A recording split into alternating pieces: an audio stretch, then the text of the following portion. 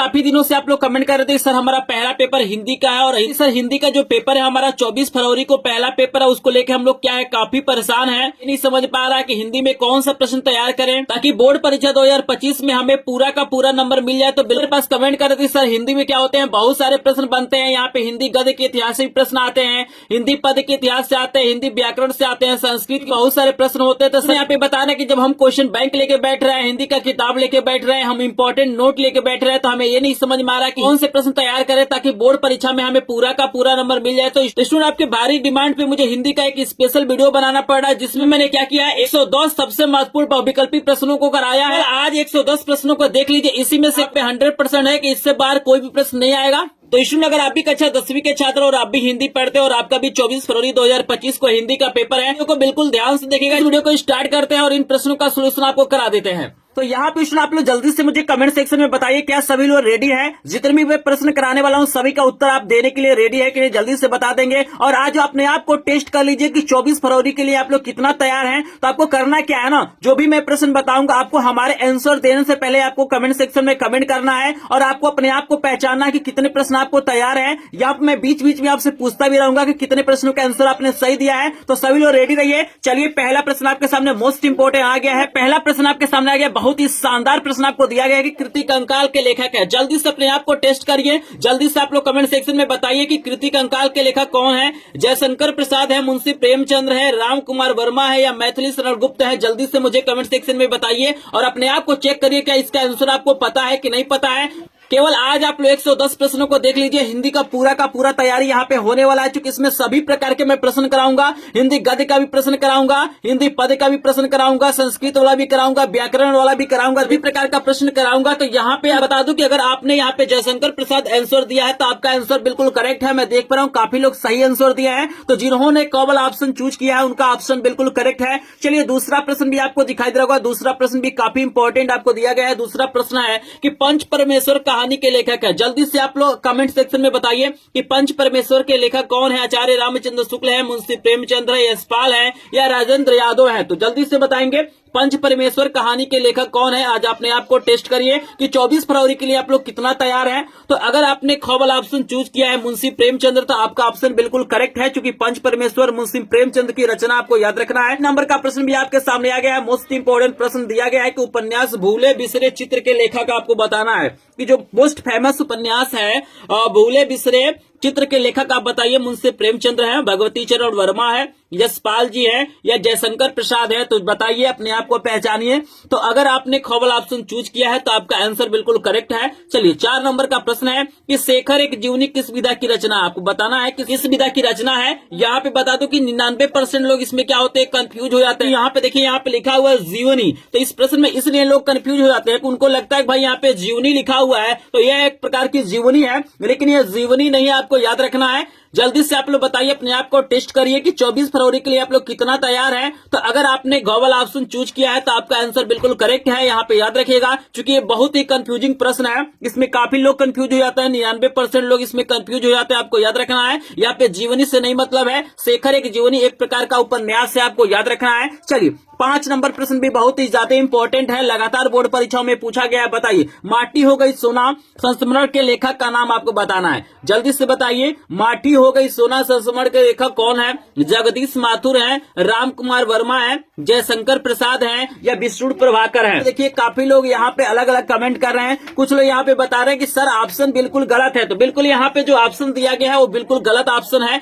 यहाँ पे हम क्या करते हैं, विष्णु को हटा देते हैं, हम घ वाला ऑप्शन टिक कर देते हैं, और यहाँ पे स्क्रीन पे मैं लगा देता हूँ। याद रखिएगा, माटी हो गई सोना जो आपका क्या है संस्मरण है, इसके लेखक है कन्हैया प्रभाकर है, आपको याद रखना है। इसके जो लेखक है कौन है, कन्हैया लाल मिश्र प्रभाकर है। स्क्रीन पे मैं लगा देता हूँ, आप लोग देख सकते हैं। आई होप आपको पांचों प्रश्न समझ में आ रहा होगा। यहाँ पे हर प्रकार का प्रश्न लिया गया है। अगर आप हिंदी में टॉप करना चाहते हैं तो इस वीडियो को बिल्कुल भी स्किप नहीं करेंगे, क्योंकि देख सकते हैं यहाँ पे बहुत सारा पेज है, पूरा 110 प्रश्न है। एक एक प्रश्न का सोल्यूशन कराने वाला हूँ, बस वीडियो को ध्यान से देखिएगा। चलिए हम पेज को पलटते हैं और लेके चलते हैं हम 6 नंबर प्रश्न पे। देखिएगा 6 नंबर का प्रश्न भी आपके सामने आ गया है। मोस्ट इंपोर्टेंट प्रश्न आपको दिया गया है, प्रश्न आपके सामने आ गया है। जल्दी से आप लोग कमेंट सेक्शन में आंसर दीजिए, अपने आप आपको पहचानिए। बताइए राग दरबारी जो रचना है इसके उपन्यासकार कौन है? कमलेश्वर है, श्रीलाल शुक्ल है, अज्ञेय है, नरेश मेहता है। तो जल्दी से बताइए इस 6 नंबर प्रश्न का करेक्ट आंसर क्या हो जाएगा। तो अगर आपने खवल ऑप्शन चूज किया है, यहाँ पे श्रीलाल शुक्ल चूज किया है, तो आपका आंसर बिल्कुल करेक्ट है। चलिए 7 नंबर का प्रश्न आपको दिखाई दे रहा होगा। 7 नंबर का प्रश्न यहाँ पे स्टूडेंट दिया गया है कि गंगा लहरी रचना है। आपको बताना है कि जो गंगा लहरी रचना है वो उस किसकी रचना है? पद्माकर की है, बिहारी की है, भूषण की है, मतीराम की है। बताइए मोस्ट इंपॉर्टेंट है, बहुत ही ज्यादा इंपॉर्टेंट है। ये प्रश्न आपके पेपर में छप चुका होगा। ये प्रश्न दिया गया कि गंगा लहरी की रचना है। बताइए अगर आपने कवल ऑप्शन चूज किया है पद्माकर, तो बिल्कुल करेक्ट आंसर कवला हो जाएगा। यहाँ आप देख सकते हैं 8 नंबर का भी प्रश्न आ गया है। ये भी प्रश्न बहुत ही ज्यादा इंपॉर्टेंट है। जल्दी से बताइए बिहारी किस युग के कवि है? आपको बताना है कि जो बिहारी है वो किस युग के कवि है। ऑप्शन आपको दिया गया, आधुनिक काल दिया गया, रीति काल दिया गया, भक्ति काल दिया गया है, यहाँ पे फिर से आधुनिक काल दे दिया गया। तो बताइए बिहारी किस युग के कवि है? अपने आप को टेस्ट करिए। अगर आपने खवल ऑप्शन चूज किया है तो आपका ऑप्शन बिल्कुल करेक्ट है। बिहारी जी रीति काल के कवि आपको याद रखना है। 9 नंबर का प्रश्न आ गया है कि राम की शक्ति पूजा किसकी रचना? आपको बताना है कि राम की शक्ति पूजा किसकी रचना है। श्रीकांत त्रिपाठी निराला का है, महादेवी वर्मा का है, रामधारी सिंह दिनकर का है, सुमंत्रानंदन पंत का है। बताइए राम की शक्ति पूजा किसकी रचना है? जल्दी से बताएंगे 9 नंबर प्रश्न का आंसर। तो अगर आपने कवल ऑप्शन चूज किया है तो आपका आंसर बिल्कुल करेक्ट है। यहाँ पे आपके सामने आ गया 10 नंबर का प्रश्न। देख सकते हैं कि सुमित्रानंदन पंत की रचना नहीं है। आपको बताना है इसमें से कौन सी ऐसी रचना है जो सुमित्रानंदन पंत की नहीं है। ग्राम्य है, स्वर्णधूली है, कामायनी है, युगांत है। ये बहुत ही ज्यादा इंपॉर्टेंट प्रश्न है और अब जहां तक मुझे लग रहा है कि यहाँ पे सभी लोग इसका आंसर बता सकते हैं क्योंकि ऑप्शन बहुत ही अच्छा दिया गया है। तो जल्दी से बताइए कौन सी रचना सुमित्रानंदन पंत की नहीं है। बिल्कुल यहाँ पे अगर आपने गो वाला ऑप्शन चूज किया है तो आपका आंसर बिल्कुल करेक्ट है। कामायनी क्या है? जयशंकर प्रसाद की रचना है, सुमित्रानंदन पंत की रचना नहीं है। आपको याद रखना है। यहाँ पे हमने 10 प्रश्न करा दिया है। जल्दी से मुझे कमेंट सेक्शन में बताइए 10 में से कितने प्रश्नों का आंसर आपने सही दिया है। जल्दी से बताएंगे। तो अगर आपने 10 में से लगभग 6 प्लस प्रश्नों का आंसर सही दिया है तो आप एक टॉपर स्टूडेंट हैं। आप 24 फरवरी को हिंदी में क्या करेंगे? टॉप करेंगे। अगर आपने 6 से कम प्रश्नों का आंसर दिया है तो आपको तैयारी करने की जरूरत है क्योंकि यह वीडियो आपको डिसाइड कर देगा कि आपको 24 फरवरी की कितनी तैयारी है। बस वीडियो को ध्यान से देखिएगा। वीडियो थोड़ा सा लंबा होगा क्योंकि यहाँ पे मैंने 110 प्रश्न कराया है। अगर 110 में से मात्र 100 प्रश्न भी देख लेते हैं तो आपका पूरा का पूरा यहाँ पे तैयारी होने वाला है क्योंकि इसी में से कोई ना कोई प्रश्न आपसे पूछा जाएगा। इस पीडीएफ नोट भी आपको बिल्कुल फ्री में मिल जाएगा। मैंने सभी विषयों के इंपॉर्टेंट प्रश्नों का यहाँ पे 100 प्रश्नों का मैंने पीडीएफ नोट अपने ग्रुप में डाल दिया है। तो अगर आपने अभी तक हमारे ग्रुप को ज्वाइन नहीं किया तो हमारे ग्रुप को ज्वाइन कर लेंगे। अगर आपको डायरेक्ट पीडीएफ नोट चाहिए, तुरंत पीडीएफ नोट चाहिए तो आप मैं अपना व्हाट्सएप नंबर दूंगा, वहां से भी आपको पीडीएफ मिल जाएगा। वीडियो को लास्ट तक देखिएगा। अभी मैं व्हाट्सएप नंबर दूंगा। तो चलिए यहाँ पे काफी लोगों ने कमेंट कर दिया है। कुछ लोग बता रहे हैं सर हमने 8 प्रश्नों का आंसर दिया है, कुछ लोग 9 बता रहे हैं, कुछ 10, कुछ 5 बता रहे हैं। तो चलिए भाई जिन्होंने 6 प्लस प्रश्नों का आंसर सही दिया है उनको कंग्रेचुलेशन बोलते हुए हम चलते हैं 11 नंबर का प्रश्न आपके सामने लेके आते हैं। ये भी प्रश्न लगातार पूछा जाता है कि शुक्ल युग की समय अवधि पूछा जाता है। आपसे पूछा जाता है कि शुक्ल युग का समय कब से कब तक माना जाता है। तो जल्दी से बताएंगे। आपके सामने 2 ऑप्शन दिखाई दे रहा होगा, यहाँ 2 और ऑप्शन आपको दिया गया है। तो जल्दी से बताएंगे शुक्ल युग का समय कब से कब तक माना जाता है। तो यहाँ पे बता दूं कि अगर आपने गो वाला ऑप्शन चूज किया है तो बिल्कुल आंसर हमारा गो वाला हो जाएगा। 1919 से 1938 तक का समय होता है वो शुक्ल युग का होता है। चलिए 12 नंबर प्रश्न का आंसर सभी लोग देंगे। ध्रुव स्वामी और नाटक के लेखक का नाम बताना है। जल्दी से बताइएगा। मोस्ट इंपोर्टेंट प्रश्न है। आपको दिया गया है कि ध्रुव स्वामी यहाँ पे जो नाटक है इसके लेखक कौन है? जल्दी से बताएंगे। जयशंकर प्रसाद है, मुंशी प्रेमचंद्र है, विष्णु प्रभाकर है या इनमें से कोई नहीं। जो भी प्रश्न है वायरल प्रश्न है, इंपॉर्टेंट प्रश्न है और ऐसे ही प्रश्न क्या होते हैं बोर्ड परीक्षाओं में पूछे जाते हैं। बस इस वीडियो को ध्यान से देख लीजिए। आपको अगर कोई वीडियो देखने की जरूरत नहीं पड़ेगी। यहाँ पे बता दूं कि ध्रुव स्वामी जयशंकर प्रसाद की रचना है। काफी लोगों ने सही आंसर दिया है। अपने आप को टेस्ट करते रहिए और देखते रहिए कितने प्रश्न आपको तैयार हैं। 13 नंबर का प्रश्न है कि रस मीमांसा के लेखक है। बताइए रस मीमांसा के लेखक कौन है? आचार्य रामचंद्र शुक्ल है, गुलाब राय है, जयप्रकाश भारती है, मुंशी प्रेमचंद है। बताइए 13 नंबर का प्रश्न किनको किनको तैयार है? जल्दी से बताएंगे। तो अगर आपने कवल ऑप्शन चूज किया है तो बिल्कुल करेक्ट आंसर कौन हो जाएगा? आचार्य रामचंद्र शुक्ल की रचना है रस मीमांसा। चलिए 14 नंबर का प्रश्न आप देख पा रहे हैं। 14 नंबर का प्रश्न दिया गया है कि शुक्ल युग के नाटककार निम्नलिखित में से कौन नहीं। आपको बताना है इसमें से कौन से ऐसे नाटककार हैं जिनका संबंध शुक्ल युग से नहीं है। 4 ऑप्शन आपको दिया गया है। पहला दिया गया जयशंकर प्रसाद, दूसरा राम कुमार वर्मा है, तीसरा हरिकृष्ण प्रेमी है, चौथा भारतेंदु हरिश्चंद्र है। तो बताइए 14 का करेक्ट आंसर सभी लोग बताएंगे। तो अगर आपने घ वाला ऑप्शन चूज किया है तो आपका आंसर बिल्कुल करेक्ट हो जाएगा, घ वाला यहाँ पे करेक्ट आंसर है। चलिए 15 नंबर का प्रश्न भी आपके पेपर में छप चुका है, 2025 के पेपर में ये प्रश्न छप चुका है कि हंस पत्रिका के संपादक कौन थे। बताइए हंस पत्रिका के संपादक जल्दी से बताएंगे, क्योंकि ये लगातार प्रश्न पूछा जाता है तो ये प्रश्न का आंसर आपको याद होना चाहिए। बताइए हंस पत्रिका के संपादक कौन है? मुंशी प्रेमचंद्र है, जयशंकर प्रसाद है, निराला जी है या महादेवी वर्मा है। तो जल्दी से आप लोग अपने आप को पहचानिए। तो यहाँ पे अगर आपने कवल ऑप्शन चूज किया है मुंशी प्रेमचंद्र, बिल्कुल करेक्ट आंसर हो जाएगा। चलिए 16 नंबर का प्रश्न है कि शुक्ल युग के अन्य कौन से नाम है, आपको बताना है इसमें से कौन सा ऐसा नाम है जो शुक्ल युग के नाम से जाना जाता है। प्रसाद युग, प्रेमचंद युग, छायावाद युग या सभी। बताइए 16 नंबर का करेक्ट आंसर सभी लोग बताएंगे कि कौन सा ऑप्शन सही हो गया, जल्दी से बताएंगे। आपने यहाँ पे घ वाला ऑप्शन चूज किया है तो करेक्ट आंसर घ हो जाएगा। ये जो तीनों नाम आप देख रहे हैं ये शुक्ल युग के अन्य नाम है, आपको याद रखना है। 17 नंबर का प्रश्न आपको हम करा देते हैं। 17 नंबर का प्रश्न है कि हजारी प्रसाद द्विवेदी लेखक है। आपको बताना है कि हजारी प्रसाद द्विवेदी लेखक है, किस रचना के लेखक हैं। 4 ऑप्शन आपको दिया गया है। पहला दिया गया है पानी के प्राचीर के, दूसरा है आपका बंटी के, तीसरा है बूंद और समुद्र के, चौथा है बाण भट्ट की आत्मकथा। बताइए इसमें से कौन सी ऐसी रचना है जो हजारी प्रसाद द्विवेदी के है, जल्दी से बताएंगे। 4 ऑप्शन आपको दिया गया है। अपने आप को आज पहचान लीजिए, क्योंकि लास्ट मौका है, फिर आपको मौका नहीं मिलेगा, क्योंकि ऐसा वीडियो आपको किसी भी यूट्यूब चैनल पे देखने के लिए नहीं मिलेगा। तो अगर आपने घ वाला ऑप्शन चूज किया है, बाण भट्ट की आत्मकथा क्या है, हजारी प्रसाद द्विवेदी की रचना है, आपको याद रखना है। चलिए लेके चलते हैं हम आपको 18 नंबर प्रश्न पे, और 18 नंबर का प्रश्न बहुत ही ज्यादा इंपॉर्टेंट है। प्रश्न दिया गया है कि कलम का सिपाही के लेखक है। एक रचना आप देख रहे हैं यहाँ पे, कलम का सिपाही, जो बहुत ही फेमस रचना है। बताइए कलम का सिपाही जो रचना, इसके लेखक कौन है? अमृत राय है, गुलाब राय है, आचार्य रामचंद्र शुक्ल है या जयशंकर प्रसाद है। तो जल्दी से बताएंगे कलम का सिपाही किसकी रचना है। तो अगर आपने कवल ऑप्शन चूज किया है अमृत राय, तो बिल्कुल करेक्ट आंसर कवला हो जाएगा। चलिए 19 नंबर का प्रश्न आपको दिया गया है। 19 नंबर का भी प्रश्न आपके सामने आ गया। मोस्ट इंपोर्टेंट प्रश्न आपको दिया गया कि लहरों के राजहंस के लेखक हैं। जल्दी से बताइए, ये मोस्ट फेमस रचना है, लहरों के राजहंस के लेखक आप बताना है कौन है। पहला ऑप्शन आपको दिया गया प्रेमगंध दिया गया है, दूसरा मोहन राकेश है, तीसरा गुलाब राय है, चौथा दिनकर है। तो बताइए लहरों के राजहंस के लेखक कौन है। तो यहाँ पे अगर आपने खवाला ऑप्शन चूज किया है तो बिल्कुल करेक्ट आंसर खवाला हो जाएगा, आपको याद रखना है। 20 नंबर का भी प्रश्न आपके सामने आ गया है। प्रश्न आपके सामने आ गया है, प्रश्न दिया गया है शुक्लोत्तर युग के लेखक है। आपको बताना है इसमें से कौन से ऐसे लेखक हैं जो शुक्लोत्तर युग के लेखक है। 4 ऑप्शन आपको दिया गया है। राधा चरण गोस्वामी है, चतुर्सेन शास्त्री है, दौलत राम है, धर्मवीर भारती है। तो जल्दी से आप लोग बताइए, अपने आप को पहचानिए, क्या आपको 24 फरवरी की कितनी तैयारी हुई है। तो अगर आपने घवल ऑप्शन चूज किया है धर्मवीर भारती, बिल्कुल करेक्ट आंसर हो जाएगा। तो चलिए सुनिए, यहाँ पे 20 प्रश्न मैंने करा दिया। जल्दी से आप लोग बताइए 20 में से कितने प्रश्नों का आंसर आपको पहले से पता था, कितने प्रश्नों का आपने आंसर सही दिया है। तो अगर आपने 20 में से लगभग यहाँ पे 10 प्लस प्रश्नों का आंसर सही दिया है तो आप एक टॉपर स्टूडेंट हैं। 24 फरवरी को आप लोग क्या करेंगे, टॉप करेंगे, हिंदी में बढ़िया नंबर पाएंगे। तो जिन्होंने क्या किया है 10 प्लस प्रश्नों का आंसर सही दिया है भाई, उनको कांग्रेचुलेशन है। लेकिन जिन्होंने 10 से कम प्रश्नों का आंसर दिया है उन्हें तैयारी करने की जरूरत है, अभी आपकी पूरी तैयारी नहीं हुई है। तो अपने आप को आप लोग पहचान लीजिए।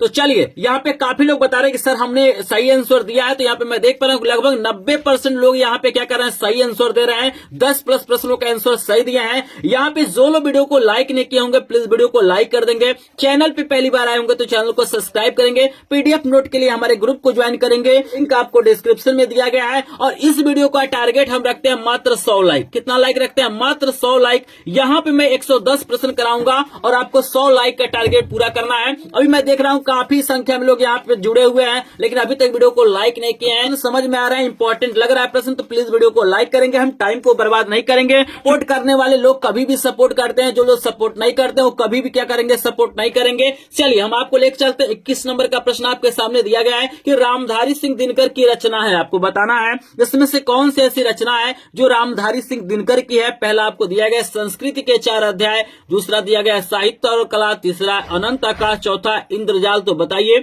इसमें से कौन सी रचना है जो दिनकर जी की है? बताइए, 4 ऑप्शन आपको दिया गया। मोस्ट इंपोर्टेंट प्रश्न है। अगर आपने क वाला ऑप्शन चूज किया है संस्कृत के 4 अध्याय, तो बिल्कुल करेक्ट आंसर क वाला हो जाएगा। यहाँ पे 22 नंबर का प्रश्न आपके सामने आ गया कि गुनाहों का देवता रचना की विधा है। आपको बताना है कि गुनाहों का देवता जो रचना है ये किस विधा में लिखा गया है। आपको 4 ऑप्शन दिया गया है। पहला कहानी, दूसरा उपन्यास, तीसरा नाटक, चौथा एकांकी। बताइए मोस्ट इंपोर्टेंट प्रश्न है गुनाहों का देवता। यहाँ पे बता दूं, यहाँ पे 110 में से ना सिर्फ आप 100 प्रश्नों को देख लेते हैं तब भी आप लोग हिंदी में क्या करेंगे, टॉप करेंगे। लेकिन यहाँ पे बहुत सारे स्टूडेंट है जो इस वीडियो को नहीं देखेंगे, इस वीडियो को स्किप कर देंगे, क्योंकि उनका जो मन है ना वो इंस्टाग्राम के रील्स में लगता है, यूट्यूब के शॉर्ट वीडियो में लगता है। भाई वहां से आपको कुछ नहीं मिलने वाला है। बिल्कुल आपके पास कम समय है, बिल्कुल कम समय है भाई। इस समय को क्या करिए, आप पढ़ाई में लगाइए। इसके बाद आप लोग जो मन करे वो कर लीजिएगा। लेकिन एक बार आपका परसेंटेज बढ़िया बन गया, आप लोग अच्छे स्टूडेंट कहलाएंगे।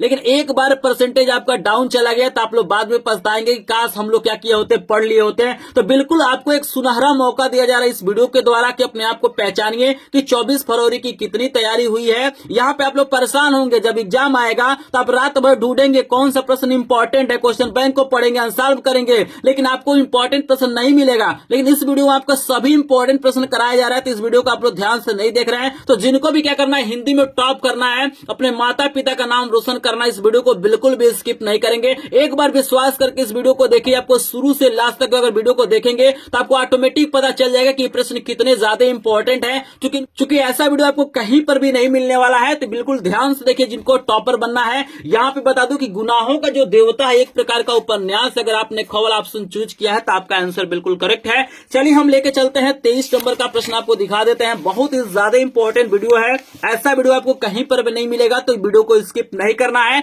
आपको 23 नंबर का प्रश्न का आंसर देना है। सभी लोग रेडी रहिए, एक बार आंसर दीजिए सभी लोग कि नीड़ का निर्माण फिर किस विधा की रचना है। बताइए नीड़ का निर्माण फिर किस विधा की रचना है? कहानी है, आत्मकथा है, उपन्यास है, निबंध है। बोर्ड परीक्षा में एक तो कोई न कोई विधा पूछा जाता है, चाहे जो भी पूछ दिया जाए, और जितने भी इंपॉर्टेंट है सब विधाएं यहाँ पे ले लिया गया। इसमें से कोई न कोई एक प्रश्न आएगा विधा पे आधारित। तो बताइए नीड़ का निर्माण फिर किस विधा की रचना है?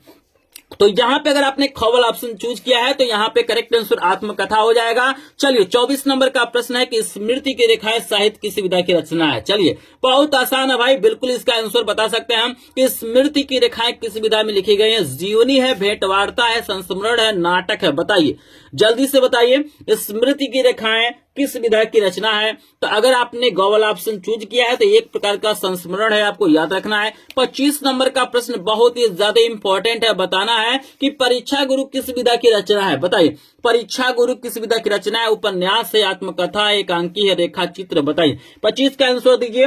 परीक्षा गुरु आपको याद रखना है, हिंदी का पहला उपन्यास क्या है? परीक्षा गुरु है, आपको याद रखना है। करेक्ट आंसर क वाला हो जाएगा। तो अगर आपने क वाला ऑप्शन चूज किया है तो आपका आंसर बिल्कुल करेक्ट है। 26 नंबर का प्रश्न आपको दिया गया कि महादेवी वर्मा द्वारा रचित रेखा चित्र है। बताइए 4 यहाँ पे ऑप्शन दिया गया है, आपको बताना इसमें से कौन सा ऐसा रेखा चित्र है जिसकी रचना महादेवी वर्मा ने किया था। 4 ऑप्शन दिया गया, जिंदगी मुस्कुराई, अतीत के चलचित्र, गांव की सांझ, इनमें से कोई नहीं। बताइए 26 का करेक्ट आंसर बताएंगे। तो अगर आपने ख वाला ऑप्शन चूज किया है तो आपका आंसर बिल्कुल करेक्ट है।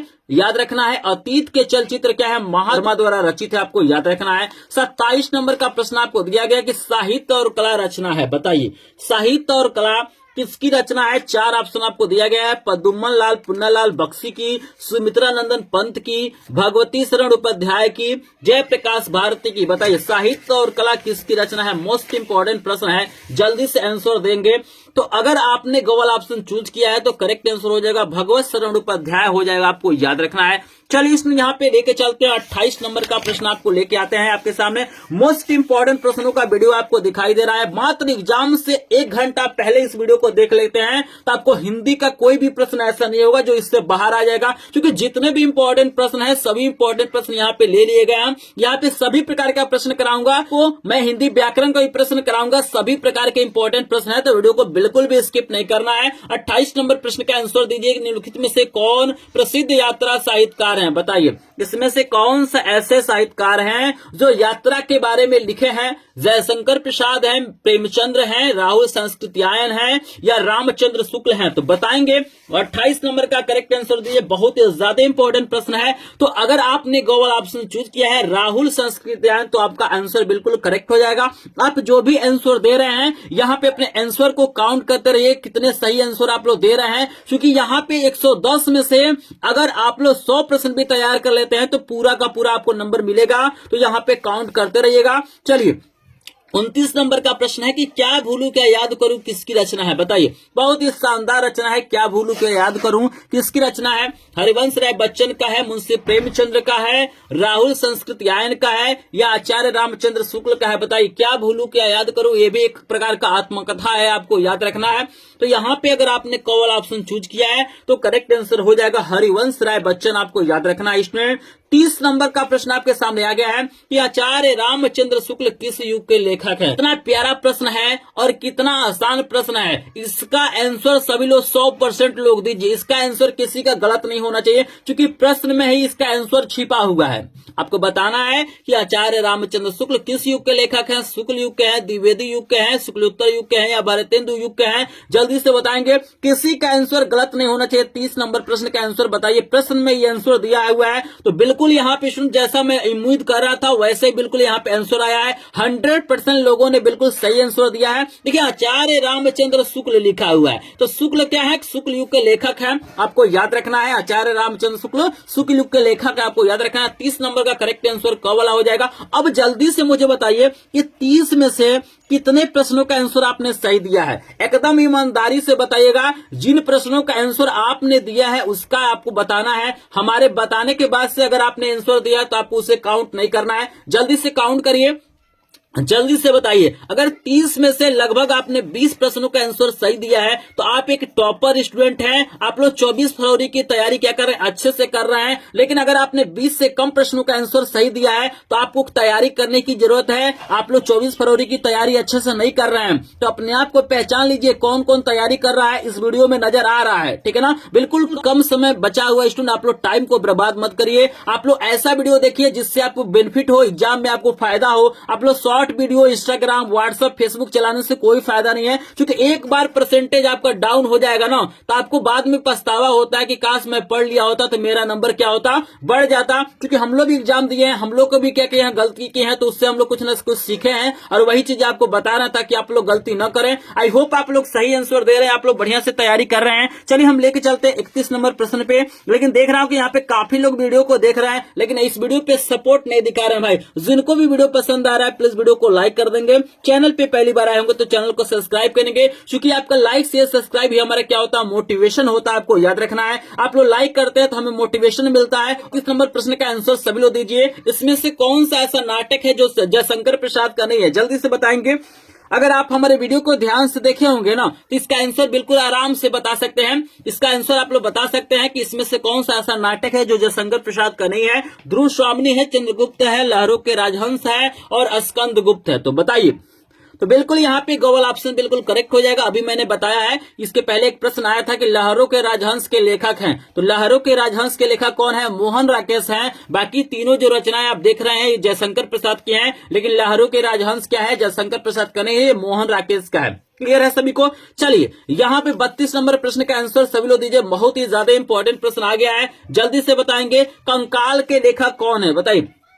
कृति जो कंकाल है इसके लेखक कौन है? जयशंकर प्रसाद है, मुंशी प्रेमचंद है, राम कुमार वर्मा है या राजेंद्र प्रसाद है? तो ये इसके जो रचनाकार है जयशंकर प्रसाद है। अगर आपने क वाला ऑप्शन चूज किया है तो आपका आंसर बिल्कुल करेक्ट है। चलिए सेवा सदन उपन्यास के लेखक का नाम बताइए। बहुत शानदार प्रश्न है। सेवा सदन उपन्यास के लेखक कौन है? जयशंकर प्रसाद है, जैनेन्द्र कुमार है और आपको दो और ऑप्शन दिया गया, यशपाल दिया गया है, मुंशी प्रेमचंद्र दिया गया। तो बताइए, जल्दी से बताइए सेवा सदन किसकी रचना है? तो अगर आपने घ वाला ऑप्शन चूज किया है तो आपका आंसर बिल्कुल करेक्ट हो जाएगा, मुंशी प्रेमचंद्र हो जाएगा। आपको याद रखना है। 34 नंबर का भी प्रश्न आपको दिखाई दे रहा है, 38 नंबर का भी प्रश्न आपको दिखाई दे रहा है। जल्दी से आंसर दीजिए कि आचार्य रामचंद्र शुक्ल क्या है? कवि है, उपन्यासकार है, आलोचक है या नाटककार है? बहुत ही इंपॉर्टेंट प्रश्न है, तो जल्दी से आप लोग आंसर दीजिए। आचार्य रामचंद्र शुक्ल क्या है?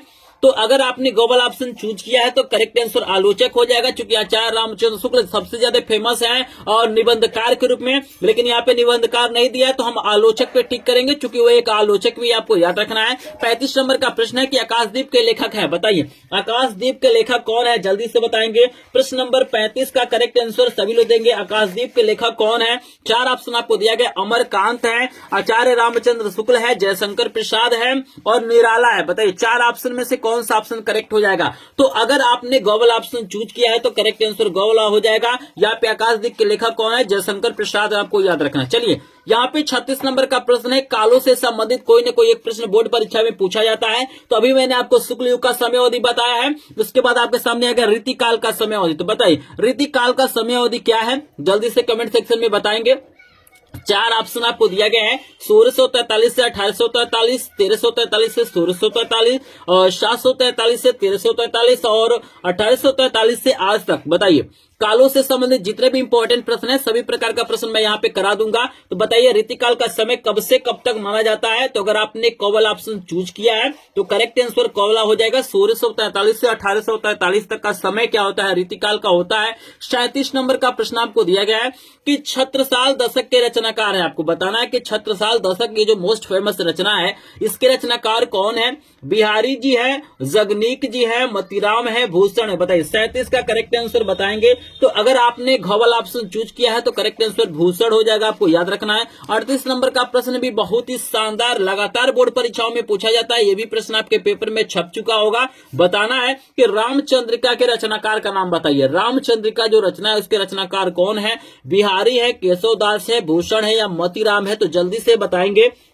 जल्दी से बताएंगे। तो 38 नंबर का करेक्ट आंसर खवला हो जाएगा, केशवदास, आपको याद रखना है। 39 नंबर का प्रश्न है भैया केशवदास किस काव्यधारा के कवि हैं? बताइए केशवदास जो है रामचंद्रिका के रचनाकार हैं, ये किस काव्यधारा के कवि हैं? 4 ऑप्शन है, रीतिबद्ध है, रीति सिद्ध है, रीति मुक्त है, प्रयोगवादी है। तो बताइए जो भूषण जी है वो किस काव्यधारा के कवि है? यहाँ पे 4 ऑप्शन आपको दिया गया है। तो देखते हैं कितने लोग सही आंसर बताते हैं। तो यहाँ पे बता दूं कि अगर आपने कोवल ऑप्शन चूज किया है तो बिल्कुल करेक्ट आंसर रीतिबद्ध हो जाएगा, आपको याद रखना है। चलिए 40 नंबर का प्रश्न है कि रीति मुक्त काव्यधारा की रचना है, आपको बताएं इसमें से कौन सी ऐसी रचना है जो रीति मुक्त काव्यधारा की है? सुजान सागर है, बिहारी सतसई है, ललित ललाम या काव्य निर्माण है? मोस्ट इंपोर्टेंट प्रश्न है, जल्दी से आंसर देंगे, जल्दी से बताएंगे। तो अगर आपने कोवल ऑप्शन चूज किया है तो करेक्ट आंसर हो जाएगा सुजान सागर, आपको याद रखना है। यहाँ पे हमने 40 प्रश्न आपको करा दिया, जल्दी से आप लोग अपने आप को पहचानिए, जल्दी से बताइए कि 24 फरवरी की आपकी कितनी तैयारी हुई है,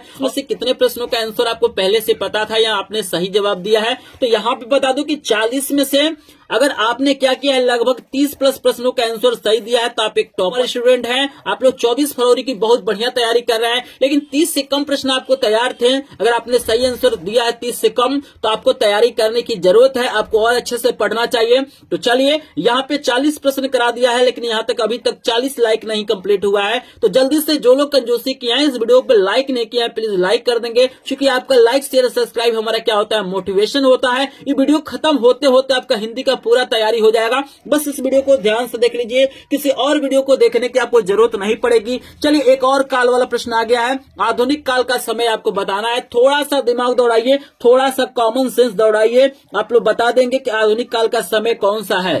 क्योंकि आप जान रहे हैं कि आधुनिक काल इस समय भी चल रहा है, तो यहाँ पे बिल्कुल आसानी से बता सकते हैं कि कौन सा यहाँ पे ऑप्शन करेक्ट होगा। तो अगर आपने घ वाला ऑप्शन चूज किया है तो बिल्कुल करेक्ट आंसर घ हो जाएगा, क्योंकि 1843 से अब तक दिया हुआ है। अब तक का मतलब इस समय भी क्या हो रहा है, आधुनिक काल ही चल रहा है। तो 1843 से अब तक का जो समय है वो आधुनिक काल है, ठीक है ना। तो कुछ चीजें होता है जो थोड़ा सा कॉमन सेंस से भी आंसर बता सकते हैं। चलिए 42 नंबर का प्रश्न आपको दिया गया है कि साकेत महाकाव्य की रचना किसने की थी? बताइए साकेत जो रचना है महाकाव्य है, इसकी रचनाकार कौन है? मैथिली शरण गुप्त है, जयशंकर प्रसाद है, हरिऔध है या नागा अर्जुन है? तो बताइए 42 नंबर का करेक्ट आंसर बताएंगे। साकेत महाकाव्य के रचनाकार का नाम आपको बताना है, मोस्ट इंपोर्टेंट प्रश्न है, जल्दी से बताइए साकेत जो महाकाव्य है उसके रचनाकार कौन है, जल्दी से बताएंगे। तो अगर आपने कोवल ऑप्शन चूज किया है मैथिली शरण गुप्त बिल्कुल करेक्ट आंसर हो जाएंगे। चलिए 43 नंबर का प्रश्न है कि सुमित्रा नंदन पंत की रचना है, आपको बताना इसमें से कौन सी ऐसी रचना है जो सुमित्रा नंदन पंत की है। 4 ऑप्शन आपको दिया गया है, जल्दी से सभी लोग कमेंट सेक्शन में बताएंगे। पहला ऑप्शन आपको दिया गया है ज्ञानदीप, दूसरा दिया गया है युगवाणी, तीसरा है प्रेम वाटिका, चौथा है क्षणदा। बताइए सुमित्रा नंदन पंत की रचना आपको बताना है, इसमें से कौन सा है, जल्दी से बताएंगे सभी लोग। मोस्ट इंपोर्टेंट प्रश्न है और इस प्रश्न का आंसर आपको बता दूं कि यहाँ पे जो युगवाणी है वो सुमित्रा नंदन पंत की रचना आपको याद रखना है। 44 नंबर का प्रश्न आपको दिया गया है कि महादेवी वर्मा किस युग की कवित्री हैं। बताइए महादेवी जो वर्मा है वो किस युग की कवित्री है, और प्रगतिवादी युग की है, द्विवेदी युग की है, छायावादी युग की है या प्रयोगवादी की है, तो जल्दी से बताएंगे। अगर आपने 44 नंबर प्रश्न का अगर आपने करेक्ट आंसर छायावाद लगाया है तो करेक्ट आंसर गौ वाला हो जाएगा। आपका आंसर बिल्कुल करेक्ट है। अपने आंसर को काउंट करते रहिए क्योंकि ये वीडियो आपको डिसाइड कर देगा कि आपकी 24 फरवरी की कितनी तैयारी हुई है। चलिए 45 नंबर का प्रश्न है कि निम्नलिखित में से कौन सी रचना महादेवी वर्मा की नहीं है। बताइए इसमें से कौन सी ऐसी रचना है जो महादेवी वर्मा जी की नहीं है। 4 ऑप्शन आप देख रहे हैं, निहार है, शांति गीत है, युगांत है, दीपशिखा है। तो बताइए कौन सी ऐसी रचना है जो महादेवी वर्मा जी की नहीं है। तो यहाँ पे स्टूडेंट जल्दी से अपने आप को पहचानिए, कमेंट सेक्शन में जाइए और कमेंट करिए कि कौन सा ऑप्शन यहाँ पे करेक्ट होगा। तो अगर आपने गलत ऑप्शन चूज किया है तो युगांत क्या है, महादेवी वर्मा की रचना नहीं, आपको याद रखना है। 46 नंबर का प्रश्न है कि प्रिय प्रवास किसकी रचना है। बताइए प्रिय प्रवास किसकी रचना है, जयशंकर प्रसाद का, मुंशी प्रेमचंद्र का, हरिऔध का या आचार्य रामचंद्र शुक्ल का। बताइए प्रिय प्रवास किसकी रचना हो सकती है। तो अगर आपने गलत ऑप्शन चूज किया है तो हरिऔध जी की रचना आपको याद रखना है। 47 नंबर का प्रश्न है कि छायावाद युग की प्रमुख प्रवृत्तियां कौन सी है। आपको बताना है इसमें से कौन सी ऐसी प्रवृत्ति है जो मतलब छायावाद युग की है। कुंठा और निराशा के स्वर, श्रृंगार और प्रेम वेदना, नारी के प्रति परिवर्तित तो दृष्टिकोण और रीति ग्रंथों का निर्माण। बताइए छायावाद युग की प्रमुख प्रवृत्तियां कौन सी है। इस तरह के भी प्रश्न बोर्ड परीक्षाओं में पूछे जाते हैं। तो क्या लग रहा है आपको 47 का कौन सा ऑप्शन करेक्ट हो सकता है। तो अगर आपने ख वाला ऑप्शन चूज किया है तो करेक्ट आंसर हो जाएगा श्रृंगार और प्रेम वेदना। चलिए 48 नंबर के प्रश्न भी आपको नजर आ रहा होगा। प्रश्न दिया गया है कि लोकायतन के रचनाकार है। बताइए लोकायतन किसकी रचना है, निराला की, जयशंकर प्रसाद की, सुमित्रा नंदन पंत की, महादेवी वर्मा की। 48 के आंसर सभी लोग बताएंगे। लोकायतन के रचनाकार कौन से हैं, मोस्ट इंपोर्टेंट प्रश्न है। तो यहाँ पे मैं देख पा रहा हूँ कि काफी संख्या में लोग कमेंट कर रहे हैं। ये जो रचना है सुमित्रा नंदन पंत का है। ग वाला ऑप्शन बिल्कुल करेक्ट हो जाएगा, आपको याद रखना है। चलिए स्टूडेंट यहाँ पे 49 नंबर का प्रश्न आपको दिखा देते हैं। ये भी एक विशेषता वाला है, ऐसे प्रश्न भी बोर्ड परीक्षाओं में एक तो पूछा जाता है। तो बताइए प्रयोगवादी काव्य की क्या विशेषता है। आपको बताना है कि प्रयोगवादी काव्य की विशेषता। तो 2 ऑप्शन आपको नजर आ रहा है, चित्रमयी कल्पना की प्रधानता, रूढ़ियों के प्रति विद्रोह, और यहाँ पे और भी दिखा देता हूं। यहाँ पे 2 और आपको ऑप्शन दिया गया है, प्राकृतिक वर्णन और आश्रयदाताओं की प्रशंसा। तो बताइए कौन सा ऑप्शन करेक्ट हो जाएगा, जल्दी से बताएंगे, फिर नेक्स्ट प्रश्न आपको कराएंगे। तो 49 के करेक्ट आंसर हो जाएगा ख वाला, रूढ़ियों के प्रति विद्रोह हो जाएगा, आपको याद रखना है। चलिए यहाँ पे आपको लेकर चलते हैं हम 50 नंबर प्रश्न पे। और यहाँ पे स्टूडेंट बता दो कि 50 नंबर, 51 नंबर, 52 नंबर, 53 नंबर, देख लीजिए 53 नंबर तक का जो प्रश्न है यहाँ पे तार सप्तक से संबंधित कोई न कोई प्रश्न बोर्ड परीक्षाओं में पूछा जाता है। तो आपको बता दूं कि 50 से लेके 53 नंबर तक का जो प्रश्न अभी अपने दिमाग में बैठा लीजिएगा, क्योंकि यहाँ पे तीनों में से कोई न कोई एक प्रश्न आपसे बोर्ड परीक्षा में पूछा जाएगा। तो बताइए तार सप्तक का प्रकाशन किस वर्ष किया गया था, मतलब प्रथम तार सप्तक का प्रकाशन किस वर्ष किया गया था। 1951 में, 1900 यहाँ पे दिया गया है, 59 में, 1943 में, 1900 में। तो बताएंगे। तो अगर आपने गलत ऑप्शन चूज किया है तो करेक्ट आंसर 1943। दूसरा सप्तक का प्रकाशन बताइए कब किया गया था। तो दूसरा का बता दो 1951 हो जाएगा। फिर पूछ रहा हुआ है तीसरा सप्तक का प्रकाशन, तो बता दूं कि तीसरे सप्तक का जो प्रकाशन किया गया था 1959 में किया गया था। और एक प्रश्न और पूछा जाता है कि तार सप्तक के संपादक कौन है, तार सप्तक के संपादक कौन है। तो यहाँ पे अगेन जी आपको याद रखना है। तो यहाँ पे एक बार और दिखा देता हूं, प्रथम तार सप्तक का प्रकाशन का सन याद रखिएगा, दूसरे का भी याद रखिएगा, तीसरे का भी याद रखिएगा, और तार सप्तक के संपादक कौन है। अगेन जी चारों प्रश्नों को ध्यान से देख लीजिए। 50, 51, 52 और 53 में से कोई ना कोई एक प्रश्न 100% बोर्ड परीक्षा में आता है। तो इन प्रश्नों को बिल्कुल भी आपको स्किप नहीं करना है। और जो भी प्रश्न है बहुत ही ज्यादा इंपॉर्टेंट है। मात्र मात्र 110 प्रश्नों को देख लीजिए। 24 फरवरी को आप लोग खुश होके आएंगे। बिल्कुल यहाँ पे पेपर देख के जैसे ही निकलेंगे तो आप लोग मेरे वीडियो में आके यही कमेंट करेंगे कि सर इससे बाहर कोई भी प्रश्न नहीं आया था।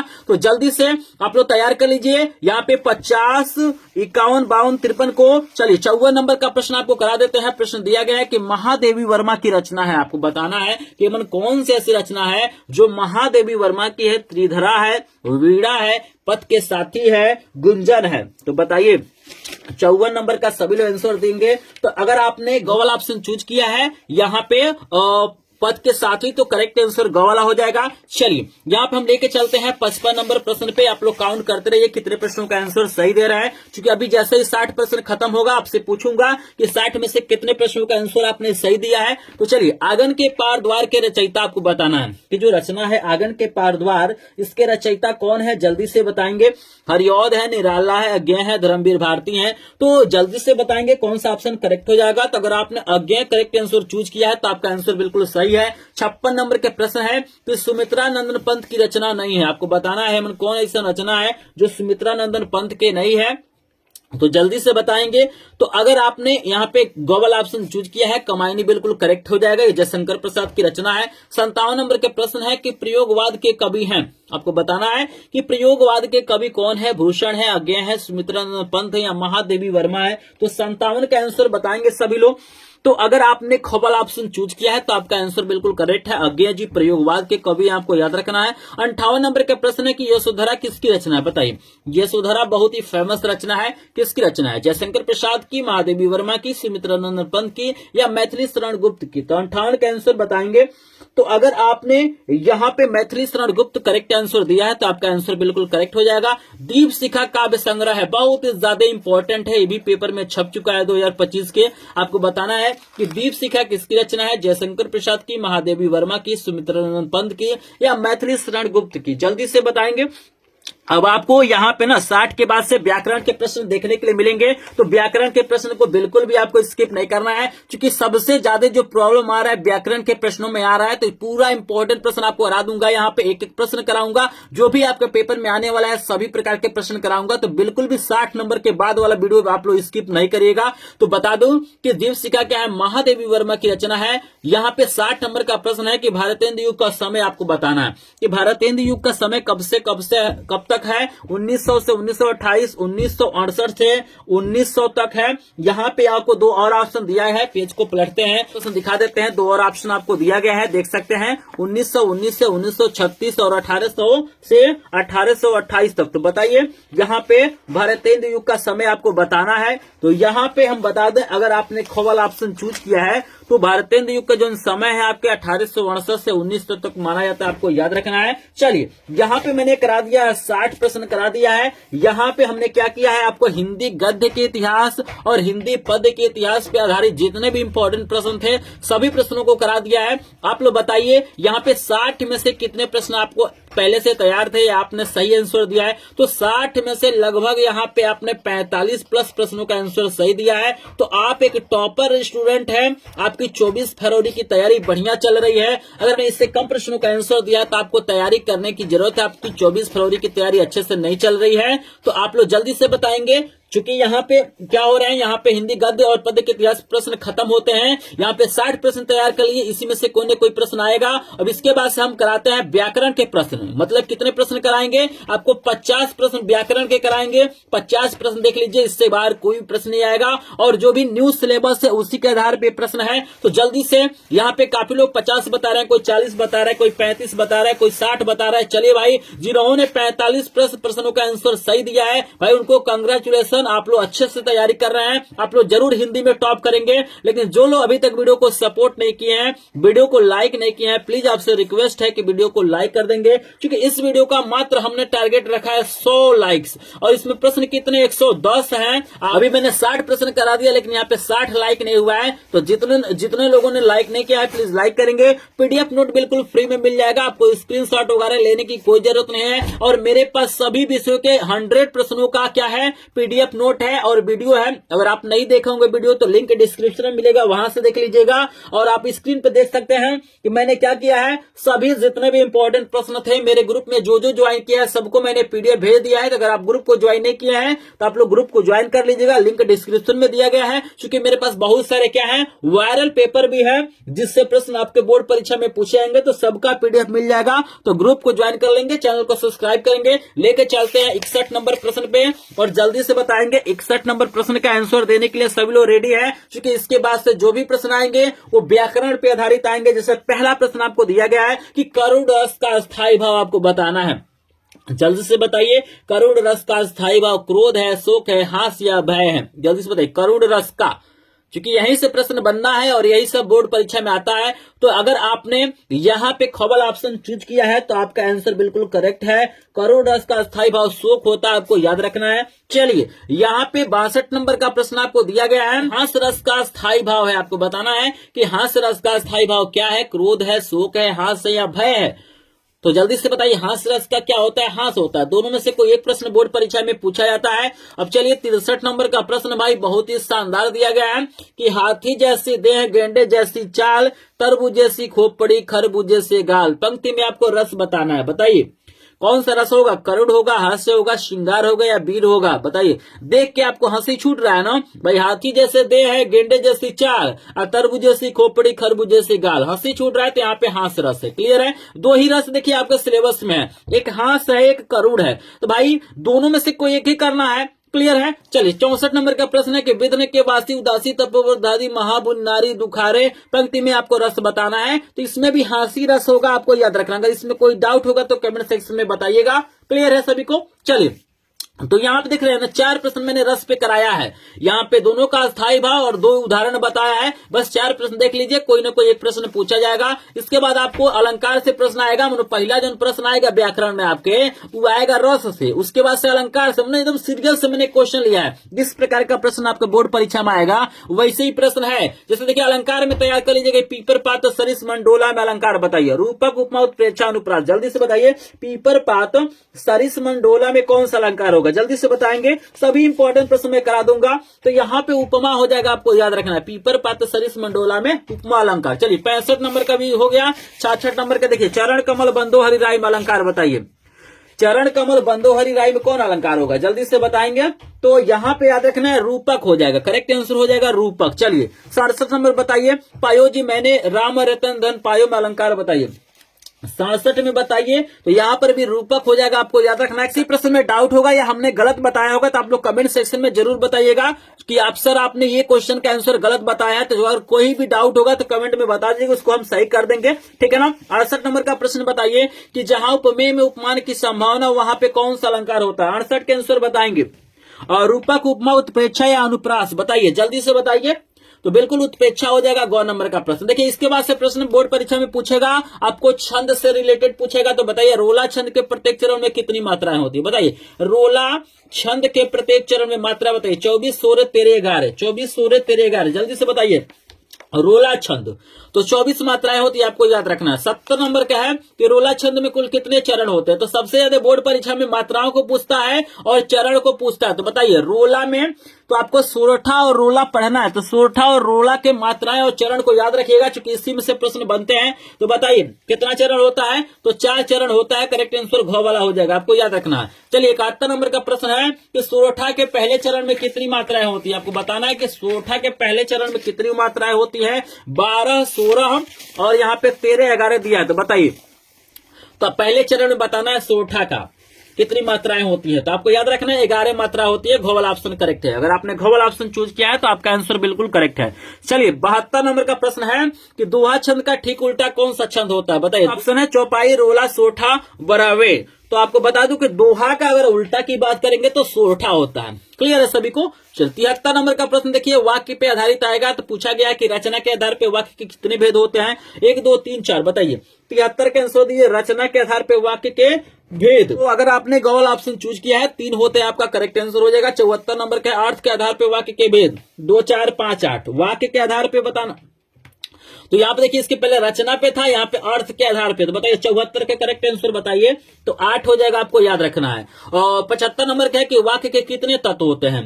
वाक्य के कितने तत्व होते हैं? 2, 3, 4, 8। बताइए वाक्य के तत्व आपको बताना है।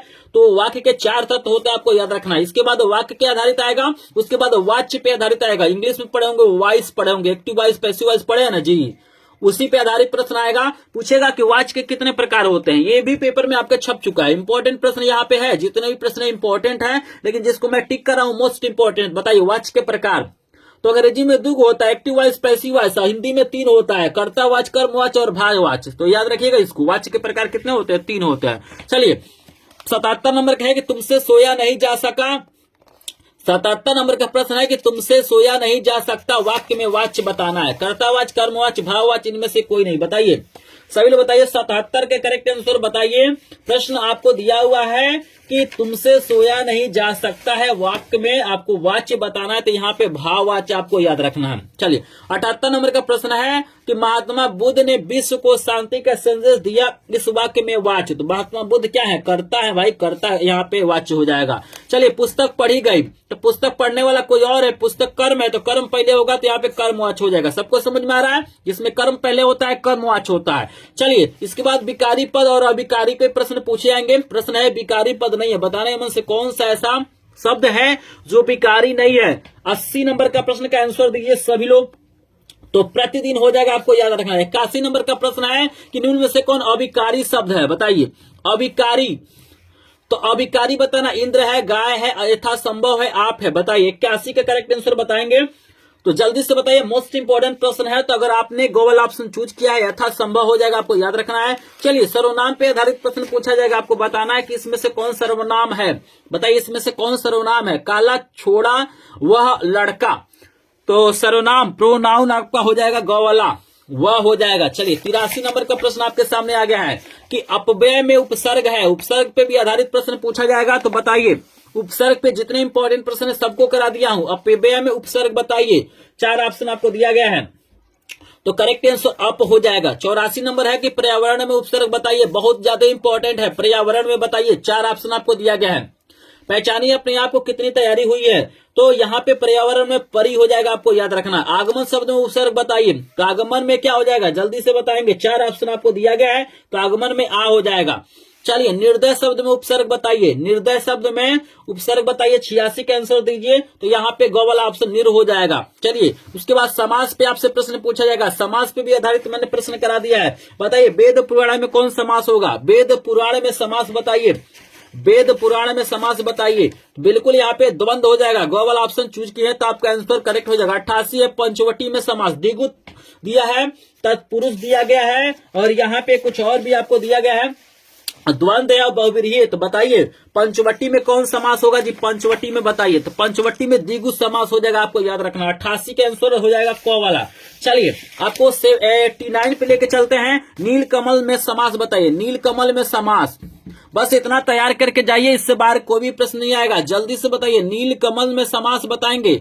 द्वंद्व है, द्विगु है, कर्मधारय है, बहुव्रीहि। 89 का आंसर दीजिए। तो यहाँ पे कर्मधारय हो जाएगा, आपको याद रखना है। चलिए नीलकंठ में समास बताइए, नीलकमल नीलकंठ याद रखिएगा, बहुत ज्यादा इंपॉर्टेंट है। नीलकंठ में समास बताइए, द्विगु द्वंद्व कर्मधारय बहुव्रीहि। 90 का आंसर बताएंगे तो बहुव्रीहि हो जाएगा। चलिए पर्यायवाची से शब्द पूछा जाएगा आपसे, पर्यायवाची भी प्रश्न पूछा जाएगा। बादल का पर्यायवाची शब्द नहीं है, बताइए हमें कौन ऐसा शब्द है जो बादल के पर्यायवाची नहीं है? तो बादल के पर्यायवाची क्या है? जलद नहीं, आपको याद रखना है। घ वाला ऑप्शन करेक्ट हो जाएगा। चलिए तत्सम रूप से भी प्रश्न पूछा जाएगा। 91 के बाद से 92 नंबर के आंसर दिए। खेत का तत्सम रूप बताइए, तो खेत का तत्सम रूप गौ वाला ऑप्शन करेक्ट हो जाएगा। अगर आपने गौ वाला ऑप्शन चूज किया तो करेक्ट आंसर। चलिए गंगा का पर्यायवाची मन कौन नहीं है? 93 का आंसर दीजिए। गंगा का पर्यायवाची शब्द आपको बताना, इसमें से कौन सा नहीं है, मोस्ट इंपॉर्टेंट है, बताएंगे। गंगा का पर्यायवाची कालिंदी नहीं है, ख वाला ऑप्शन करेक्ट हो जाएगा। चलिए वायु समीर बयार किसका पर्यायवाची है? वायु समीर बयार किसका नाम है? बताइए। सूर्य का, तारों का, हवा का, बादल का। तो हवा को हम लोग कहते हैं ना जी, तो करेक्ट आंसर गौ वाला हो जाएगा। 95 है, इसमें सबसे ज्यादा कंफ्यूजिंग होता है, और यहाँ पे जो प्रश्न कराया है बस इसको तैयार कर लीजिए, मोस्ट इंपॉर्टेंट है। उस्मद सर्वनाम शब्द का तृतीया एक वचन का रूप बताइए, कौन सा होगा? 95 का आंसर दीजिए। तो वह हो जाएगा ख वाला ऑप्शन करेक्ट। 96 बताइए, उस्मद शब्द की सप्तमी विभक्ति एक वचन का रूप बताइए। जल्दी से बताइए। काफी लोग इसमें कंफ्यूज हो रहते हैं, इन प्रश्नों को जरूर तैयार कर लीजिएगा, इससे बाहर कोई भी प्रश्न नहीं आएगा। तो करेक्ट आंसर आपका हो जाएगा गौ वाला, तो वही हो जाएगा गौ वाला। चलिए ताबे शब्दों में वचन और विभक्ति बताइए। 97 का आंसर बताइए, तो गौ वाला आंसर करेक्ट हो जाएगा। चतुर्थी विभक्ति बहुवचन हो जाएगा। 98 का आंसर दिए। 10वें शब्द में विभक्ति वचन बताइए। 98 का आंसर सभी लोग दीजिए। मोस्ट इंपोर्टेंट प्रश्न है, बहुत ही ज्यादा वायरल प्रश्न है। बताइए 98 का आंसर बताएंगे, गौ वाला ऑप्शन करेक्ट हो जाएगा। चतुर्थी विभक्ति एक वचन। चलिए 98 के बाद से आपके सामने आ गया 99। उस्मत शब्द का पंचमी विभक्ति एक वचन का रूप बताइए। उस्मत शब्द का पश्चिमी विभक्ति एक वचन का रूप बताइए। 99 का आंसर दीजिए जल्दी से।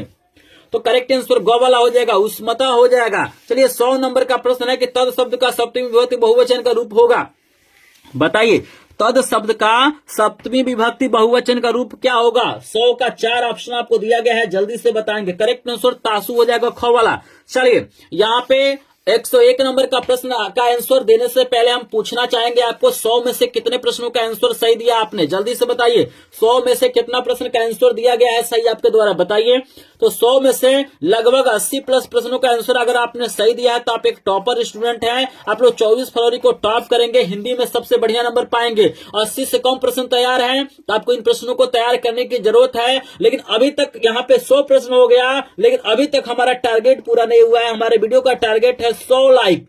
अभी तक आपने टारगेट को पूरा नहीं किया है, तो जो लोग कंजूसी किया है, वीडियो को लाइक नहीं किया, प्लीज वीडियो को लाइक करेंगे। चैनल पे पहली बार आए हो तो चैनल को सब्सक्राइब करेंगे। अभी वीडियो के लास्ट में मैं अपना व्हाट्सएप नंबर दूंगा, आपको क्या करना है, सभी विषयों का पीडीएफ नोट बिल्कुल फ्री में मिलेगा। कैसे मिलेगा, वीडियो को लास्ट तक देखिएगा, आपको पता चलेगा। यहाँ पे 101 नंबर प्रश्न का आंसर दीजिए। गोदान उपन्यास के लेखक का नाम बताइए। यशपाल, प्रेमचंद्र, मोहन, राकेश, धर्मवीर भारती। बताइए गोदान के लेखक कौन है। मुंशी प्रेमचंद्र, बी वाला ऑप्शन करेक्ट।